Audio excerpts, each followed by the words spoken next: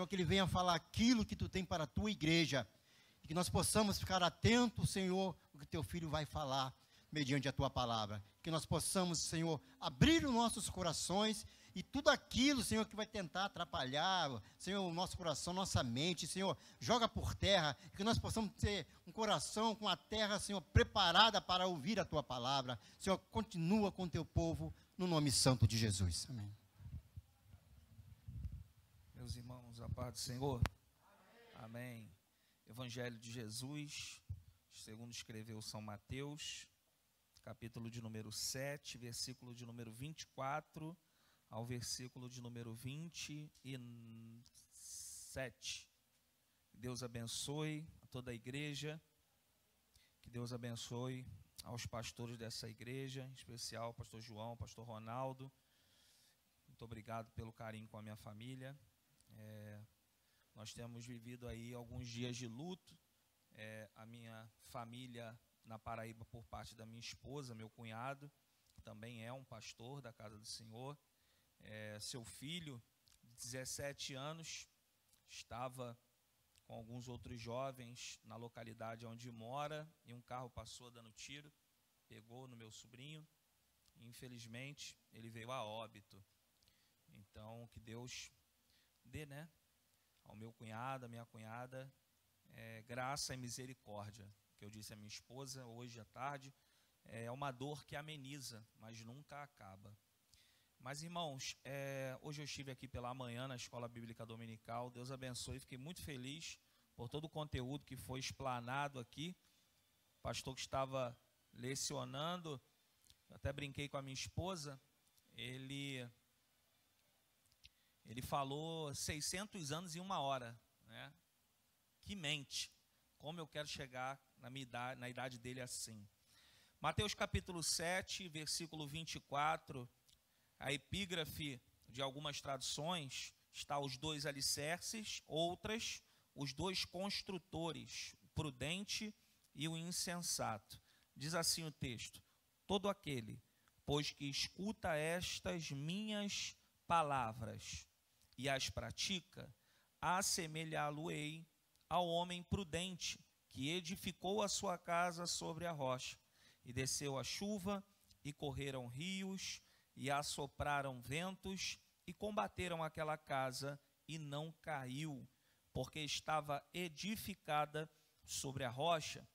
E naquele que ouve estas minhas palavras, e as não cumpre, compará-lo-ei ao homem insensato, que edificou a sua casa sobre a areia, e desceu a chuva, e correram os rios, e assopraram ventos, e combateram aquela casa, e caiu, e grande foi a sua queda. Quantos creem nessa noite que esta é a palavra de Deus?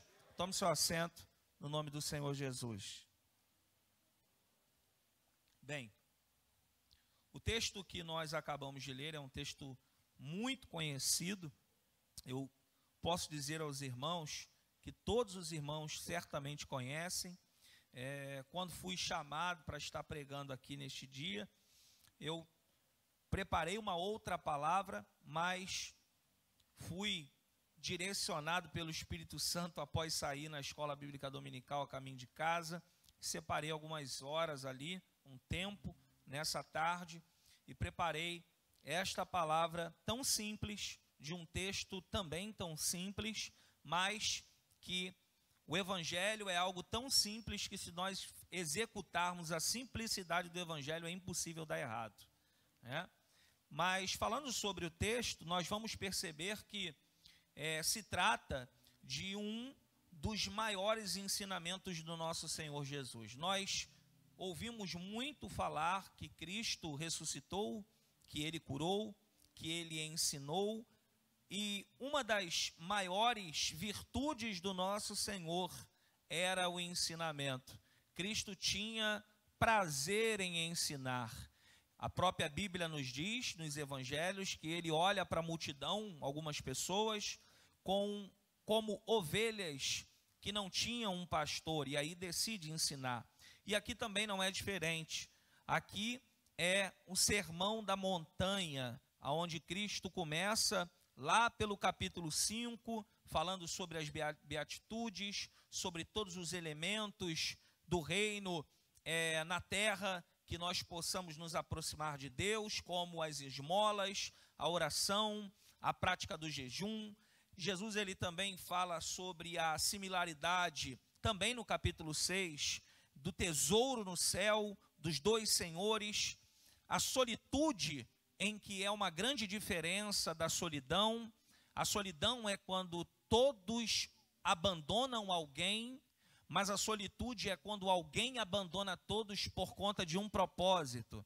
Então Cristo viveu essa solitude e também ensinou que em alguns momentos nós, por nos posicionarmos, por buscarmos parecermos com Cristo, como a estatura de um varão perfeito, viveríamos e vivemos a estatura de um varão perfeito no que se tange à solitude. Mas quando vai se terminando o capítulo 7, parece que Cristo ele faz um grande resumo de todo esse ensinamento no Sermão da Montanha, simplificando os dois alicerces. Jesus Cristo ele nos mostra no próprio versículo de número 24, uma grande virtude que muitas vezes passa despercebida por nós, porque o versículo 24 nos diz que todo aquele que escuta não as minhas palavras, mas as palavras de Cristo, e as pratica, automaticamente aquele que ouve e pratica é gerado nele a condição de ser chamado prudente. Prudente, biblicamente, significa, ou sensato, aquele que evita perigos desnecessários. Então, Jesus ele está dizendo para os ouvintes que todos aqueles que ouvem o que ele está falando, não devem só ouvir, não devem se comparar a ouvintes que não geram conteúdo daquilo que ouvem.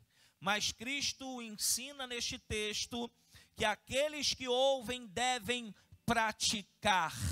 Uma confirmação do que Cristo ensina é o resultado daquele que ouve e tem o desejo de praticar. Aquele que recebe a boa palavra de Cristo só pode demonstrar para Cristo e para os homens quando aquilo que ele ouve germina através da prática da sua vida, através da prática das suas ações. Alguém que biblicamente por Cristo é sensato, é prudente, e próprio apóstolo Paulo vai nos dizer em 1 Coríntios, capítulo de número 15, ora irmãos, aquele que deve esperar a ressurreição, ele deve viver uma vida de equilíbrio, ele deve caminhar. Eu vou ler o texto para que não confunda os irmãos, mas primeira carta de Paulo aos Coríntios, o Espírito Santo me lembrou aqui agora, 1 aos Coríntios capítulo 15, versículo de número 58,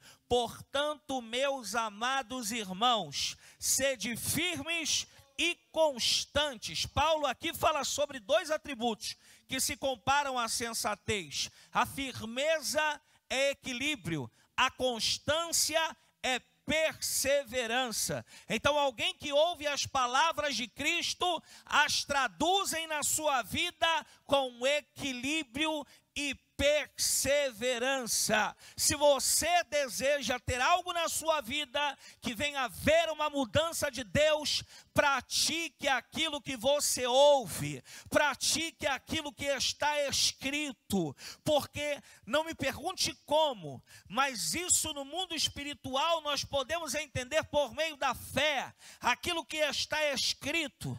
Quando nós ouvimos, quando nós lemos e decidimos praticar falar no mundo espiritual saem destas pequenas letras em negrito e se transferem para a prática da nossa vida. É por isso que nós vivemos e vemos na vida de algumas pessoas que quando ouvem o Evangelho, quando escutam as palavras de Cristo e as praticam, aquilo que fazia que Deus não se agradava não faz mais. Não é pelo poder do homem, mas é pelo poder das palavras que saem da boca de Cristo Jesus.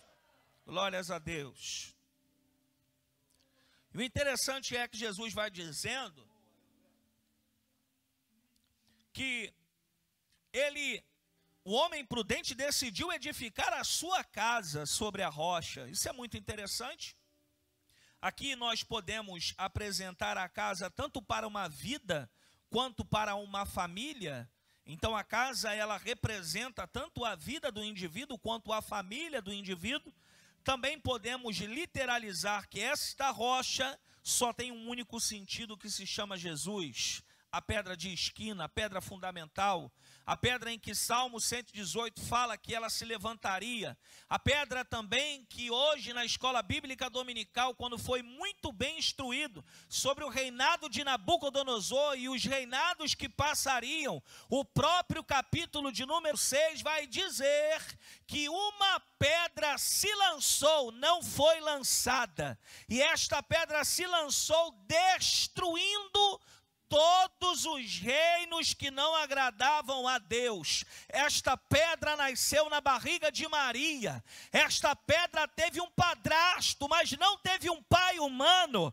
Esta pedra cresceu e com 30 anos se manifestou. Esta pedra dos 30 aos 33 pregou, curou, ensinou, e ao seu único dia subiu naquela cruz e se entregou por todos nós. E também esta pedra, ao terceiro dia, louvado seja o nome do Senhor, ressuscitou. E estamos aqui dizendo para a IUEP que esta pedra se faz presente nas nossas vidas por intermédio do Espírito Santo, o Espírito Divino, que Apocalipse também diz que esta pedra é a palavra e a palavra é Jesus.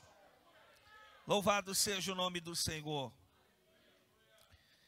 O interessante é que nós precisamos entender aqui basicamente sobre um fundamento, porque está se falando de uma construção. Eu não sei se tem aqui alguns irmãos que são pedreiros, meu sogro alguns que trabalham em engenharia civil. Eu fiz uma pesquisa bem superficial daquilo que condiz e daquilo que eu já vi, porque também já participei de obras na minha casa. Mas o papel de toda a fundação que é feita quando há uma iniciação de uma construção, a base de uma estrutura para a construção de uma casa, há pelo menos alguns tipos de fundações. Porém, toda obra, seja na rocha ou na areia, ela precisa de um alicerce. O alicerce, ele tem um grande poder, irmãos, de inibir possíveis rachaduras e instabilidades que se geram naquela casa. O papel de toda fundação é suportar essas tensões. É por isso que quando nós moramos em uma casa que é de telha, não se pode levantar um segundo andar, porque não tem estrutura. Ela não vai suportar a tensão que o segundo andar está pedindo quando alguém caminhar por cima. É por isso também que algumas casas que foram criadas e tem laje, quando não tem boas estruturas e alguém sobe, nós vemos nos vídeos na internet as lajes que desmoronam, porque mesmo que tenha sido criada uma laje, a estrutura ao seu redor não foi feita da forma adequada. E o interessante é que é necessário fazer algumas avaliações para que essa estrutura venha a dar certo. Uma das principais avaliações é qual tipo de solo alguém vai usar para poder gerar essa construção. é necessário que esse solo tenha resistência e rigidez. É por isso que algumas casas dão certo de telha, porque o solo é duro, porque o solo tem força, e ela vai até o primeiro andar e dali não sai mais até não fazer uma laje. Mas para as casas que são feitas de laje, se assim podemos dizer, é necessário criar um alicerce que nós conhecemos como uma estrutura chamada sapata. Oh, meu Deus, que prova! Meu sogro fez algumas lá em casa, e o terreno lá de casa é aquele terreno laminoso, que quando cava, tem água. Tira a água, passa 2 minutos, tem mais água. E aí Deus deu uma instrução para o meu sogro. Cortou alguns baldes, tirou a água, colocou na viga os baldes, jogou cimento, não tacou água, e a água que veio só misturou e já fez o concreto ali embaixo. Quem é pedreiro sabe do que eu estou dizendo. Existem 2 tipos de fundação a grosso modo. A primeira é a fundação profunda, que são escavações superiores a 3 metros, para grandes projetos. Esses prédios que nós vemos por aí, edifícios, que são aprofundados para que se gere andares para cima. Eles são escavações tão profundas, porque a preocupação do arquiteto e do engenheiro civil não é com aquilo que vai fazer no primeiro andar, mas é suportar lá no último andar para baixo os ventos que vão decorrer naquele ambiente. O interessante aqui é que tudo que é construído passa pela base, que é a instrução do fundamento, e gera instabilidade para poder subir. Existem também as fundações superficiais, que são escavações inferiores a 3 metros. Faz a estrutura, levanta a parede, coloca a telha e a casa está pronta. Ela só fica no primeiro andar, pois não tem alicerce para subir. Hoje, nessa noite, eu queria falar rapidamente à igreja 3 lições para a construção de um projeto inabalável. A primeira lição é aonde construir. Este homem prudente, ele nos ensina que para que o projeto dê certo, a construção precisa ser sobre a rocha. A rocha aqui é Jesus, e tudo que você construir em Jesus é impossível dar errado. Entenda muito bem, eu estou dizendo que o que você construir em Jesus é impossível dar errado, mas eu não estou dizendo que aquilo que você constrói em Jesus, você não terá dificuldade de construir. As dificuldades virão certamente. Você que já fez obra na sua casa, sabe do que eu estou falando. Você faz um orçamento, mas chega o pedreiro abençoado e fala, está precisando de mais 10 sacos de cimento. Quando você pensa que acabou, o pedreiro volta novamente com a mensagem, né, que você não quer ouvir, que deu um problema e precisa novamente comprar mais um pouco. Então, o que eu quero dizer com tudo isso? Eu estou dizendo aqui, meus irmãos, que é necessário uma grande prudência em entender que o maior propósito não é só fazer sobre a rocha, mas entenderem como realizar esta construção. Eu estou dizendo isso porque não há alguém na Bíblia mais conhecedor de construção do que Jesus. Em João capítulo 14, versículo 2, Jesus diz, na casa de meu pai há muitas moradas. Se não fosse assim, eu vos teria dito, vou preparar-vos lugar. E se eu for e vos preparar lugar, virei outra vez e vos tomarei para mim mesmo, para que onde eu estiver, estejais vós também. Durante muitos anos da minha vida, por não fazer um discernimento do texto, por não fazer uma exegese correta do texto, e por muitas vezes ouvir pessoas falando, eu orava e pedia a Deus, Senhor, que o Senhor Jesus continue fazendo moradas para aquele grande dia. Durante muito tempo, eu acreditei que neste momento Cristo estava preparando uma morada para que eu e você viéssemos governar com Deus nos céus. Mas se você avaliar o texto, João capítulo 14, versículo 2, Jesus diz no tempo presente, ele diz, na casa de meu pai há muitas moradas. O que Jesus está querendo dizer aqui é o seguinte: olha, na casa do meu pai já tem morada, quem for fiel vai subir, só que tem um propósito. Se vocês entendessem o que é isso, entenderiam o que eu estou dizendo. Se não tivesse morada lá, eu mesmo subiria e construiria para todos vocês. Oh, louvado seja o nome do Senhor. O que nos basta é construirmos a nossa vida na rocha que é Cristo, porque tudo aquilo que Ele prometeu já está preparado nas mansões celestiais. Louvado seja o nome do Senhor. Então, o primeiro conselho é aonde você constrói. O segundo conselho é como construir um projeto inabalável. Você vai perceber no próprio texto que automaticamente quando ele constrói sobre a rocha, nós precisamos entender que esta casa teve fundamento, que esta casa não simplesmente colocou um tijolo em cima da rocha e foi sucessivamente levantando parede. Não. Este homem prudente aqui teve mais trabalho. Este homem aqui teve que quebrar por dentro da rocha para poder criar a sapata, a estrutura da casa, para levantar a sua casa. Ou seja, houve mais esforços para construir uma estrutura.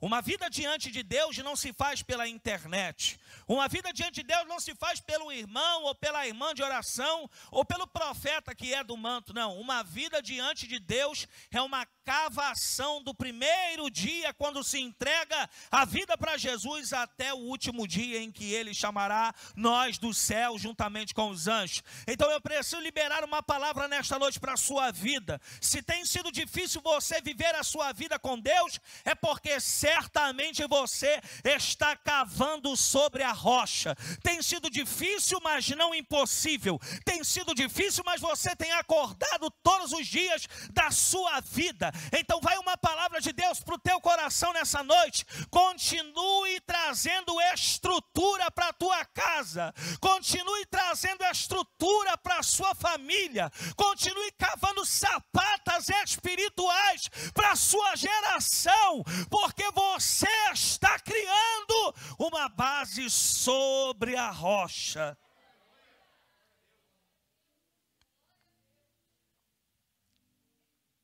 Ele criou uma estrutura antes de iniciar a casa.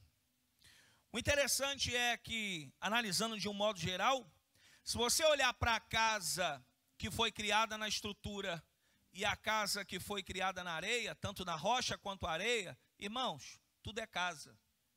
No sol, todas são casas, todas têm cômodos, todas habitam pessoas. Só que o que traz a diferença das casas não é no sol, é na chuva, é quando vem o vento. É aí que a casa se revela, é aí que a casa é demonstrada até onde ela está apta a suportar aquilo que está ao seu redor. Se você ainda está um pouco balançada pelas situações que se iniciaram em 2022 na sua vida, é necessário você fazer alguns reajustes dentro da sua casa, dentro da sua vida, para que Deus te fortaleça um pouco mais, para que você passe esse processo, mas passe aprovado na rocha que é Jesus. Terceira lição. O interessante é que falamos aqui de casas, falamos de construção, mas é necessário entendermos que o que dá força para a casa na rocha suportar os ventos, a chuva e as tempestades é algo que nós chamamos de alicerce. É aquilo que dá força. Os edifícios, vou dar um exemplo para os irmãos. Se os irmãos pesquisarem no YouTube, os irmãos sabem que a ponte Rio-Niterói, ela flutua nas águas, no voo central? Quantos aqui sabem disso? Isso. Se os irmãos pesquisarem mais a fundo, a ponte Rio-Niterói, pastor, ela foi criada como um abrigo para antibombas. Abriga, não vou chutar aqui, mas um número de pessoas de algum lugar lá, dentro da Ponte Rio-Niterói. Há uma estrutura, há um alicerce. Alguém desenvolveu aquilo ali, o voo central, quando você passa, parece que, né, dá aquela balançada, justamente por conta dessa estrutura. Mas que tipo de alicerce você tem feito para que a tua casa, a tua vida, os teus projetos sejam inabaláveis? Será que este alicerce é um alicerce em que traz resistência quando nós queremos, quando está tudo fácil? Ou este alicerce é um alicerce que até como estamos sem força, ele é tão forte que faz a gente sobreviver em meio à provação? O insensato construiu sem alicerce e logo pereceu. Sua casa foi destruída, porque fez na areia, porque ele fez sem estrutura. Guarde essa palavra no seu coração. A facilidade nunca trará segurança. Aquilo que é fácil, aquilo que todo mundo quer, aquilo que todo mundo tem, muitas vezes não será o mais seguro para mim e para você. O prudente construiu sobre a rocha, e toda obra precisa de um fundamento. E eu provo isso aos irmãos nessa noite. 1 Coríntios capítulo 3, versículo 11, Paulo vai nos dizer sobre o maior fundamento: porque ninguém pode lançar outro fundamento, além do que já está posto, o qual é Jesus Cristo. Muitas pessoas querem tentar enfraquecer a fé, muitas pessoas querem tentar nos desvirtuar do propósito, mas o nosso fundamento é vivo, o nosso fundamento está à direita de Deus, o nosso fundamento tem todo o poder e está nas suas mãos, e o nosso fundamento nos deu poder para pisar em serpentes, escorpiões e toda palavra do mal. Louvado seja Deus. Mas eu preciso dizer aos irmãos nessa noite que o alicerce da nossa edificação se chama a cruz do Calvário. Se Jesus é a rocha, o alicerce precisa estar coligado com a rocha. Porque eu disse aos irmãos que primeiro se constrói as sapatas, para depois fazer a casa. Se não tiver estrutura, esta casa ela tem limite. Se não estiver estrutura, esta casa não avança. E para que tenha essa estrutura, é necessário estar conectado com a rocha. E eu também provo biblicamente que a cruz é o alicerce. Isaías capítulo 53, versículo 5. Mas ele foi ferido por causa das nossas transgressões e esmagado por causa das nossas iniquidades. O castigo que nos traz a paz estava sobre ele, e pelas suas pisaduras fomos sarados. Todos nós andávamos desgarrados como ovelhas, cada um se desviava pelo seu caminho, mas o Senhor fez cair sobre ele a iniquidade de todos nós, e ele foi oprimido e afligido, mas não abriu a boca. Como um cordeiro que é levado ao matadouro, e como a ovelha que é muda perante os tosquiadores, assim ele não abriu a boca. Cristo na cruz suportou por todos nós, para que através da cruz o seu sangue viesse ser o nosso alicerce, para que um dia, quando nos rendêssemos a Cristo, ele viesse nos edificar sobre ele. Oh, glórias a Deus. O fundamento é a cruz, é a estrutura que nos liga à rocha. Paulo fala deste fundamento. O fundamento da cruz é o amor de Deus, irmãos. Paulo vai dizer também deste amor que é a cruz, Olha que coisa linda, Efésios capítulo 3, versículo de número 17, que Cristo habite pela fé nos vossos corações, a fim de que estando arraigados e fundados em amor. Paulo diz no versículo 18 sobre o amor, que é a cruz, para que possais compreender a fundação deste amor com todos os santos. Escute isso, irmãos, está escrito ali, porque Paulo diz, qual seja a largura, o comprimento, a altura e a profundidade. Irmãos, o amor de Deus foi evidenciado na cruz, e Paulo está dizendo aqui, a altura, a profundidade, a largura e o comprimento. O amor de Deus é a cruz. Não há maior exemplo de Cristo sobre as nossas vidas, que ele nem nos conhecia, mas decidiu se entregar na cruz do Calvário. Fique tranquilo, meu amado e minha amada, se você está aqui nesta noite e tem alguém da sua família que ainda não se rendeu, continue edificando a sua casa sobre a rocha, porque conforme a vontade de Deus, o amor de Cristo invadirá a sua casa, invadirá a sua família. Para concluir, este amor é tão lindo, este exemplo de amor se entregando na cruz é tão lindo, que o resultado desta construção, em Romanos capítulo 8, versículo 38 e 39.